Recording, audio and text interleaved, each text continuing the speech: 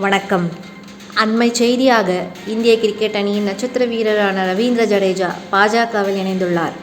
ரவீந்திர ஜடேஜாவின் பாஜக உறுப்பினர் அடையாள அட்டையை அவரது மனைவி ரிவாபா ஜடேஜா எக்ஸ் தளத்தில் பகிர்ந்துள்ளார்.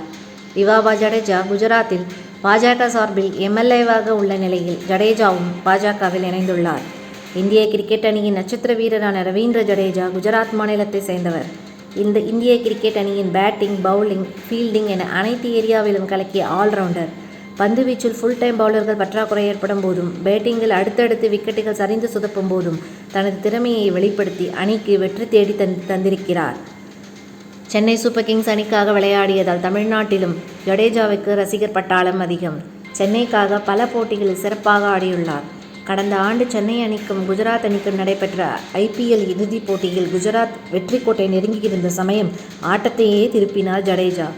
குஜராத் அணி நிர்ணயித்த டார்கெட்டை நோக்கி ஆடிய சென்னை அணி கடைசியில் சற்று இக்கட்டான நிலைக்கு தள்ளப்பட்டது. கடைசி 2 பந்துகளில் 10 ரன்கள் தேவை என்ற நிலையில் ஜடேஜா 2 பந்துகளையும் பவுண்டரி, சிக்ஸர் என விளாசி சென்னை அணிக்கு வெற்றி கோப்பையை பெற்றுக் கொடுத்தார். அப்போது ஜடேஜாவை சென்னை அணி ரசிகர்கள் கொண்டாடி தீர்த்தனர். ஜடேஜாவின் மனைவி ரிவாபா ஜடேஜா குஜராத் மாநிலத்தில் உள்ள ஜாம்நகர் தொகுதியில் பாஜக சார்பில் போட்டியிட்டு சட்டமன்ற உறுப்பினராக செயல்பட்டு வருகிறார்.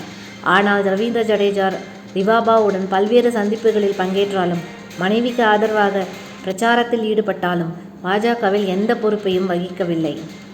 கடந்த ஜூன் மாதம் நடைபெற்ற T20 உலகக்கோப்பை தொடரின் இறுதிப் போட்டியில் தென்னாப்பிரிக்காவை வீழ்த்தி சாம்பியன் ஆனது இந்திய அணி. இந்த போட்டியோடு T20 போட்டிகளில் இருந்து ஜடேஜா ஓய்வு பெறுவதாக அறிவித்துள்ளார். இந்த நிலையில் ஜடேஜா தனது பாஜகவில் இணைத்துக் கொண்டுள்ளார்.